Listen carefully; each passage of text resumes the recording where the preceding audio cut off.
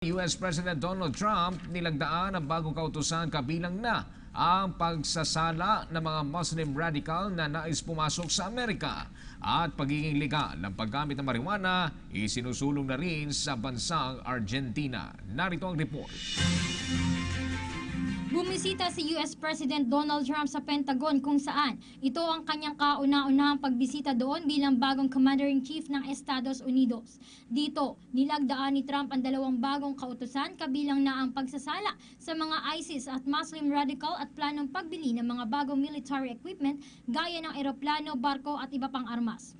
Ayon kay Trump, hindi niya hahayaan na manatili ang mga radical Islamic terrorists sa kanilang bansa. Aniya, dapat ang kanilang mga tinatanggap ay hindi banta sa Amerika at sa kanilang mga sundalo. Bibigyan ng prioridad ni Trump ang mga Kristiyanong Syrians na nag-a-apply ng refugee status. Kasabay ng paglagda ng executive order, nanumpa rin sa Pentagon si James Mattis bilang bagong Secretary of Defense. Nagpasalamat naman si Mattis kay Trump sa patuloy na pagtitiwala at suportang ibinibigay nito sa kanya.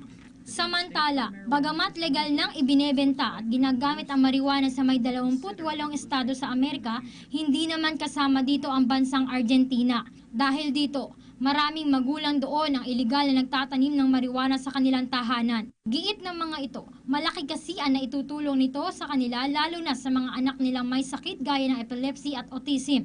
Nakakalikha kasi ng oil mula sa marijuana na siyang ginagamit bilang gamot. Dahil din dito kaya't marami ring mga grupo ang nagsusulong at umaasa na gagawin na ring legal ng Argentina government ang paggamit ito sa kanilang bansa.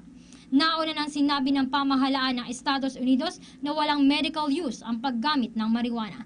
Para sa PTV News, AM Francisco.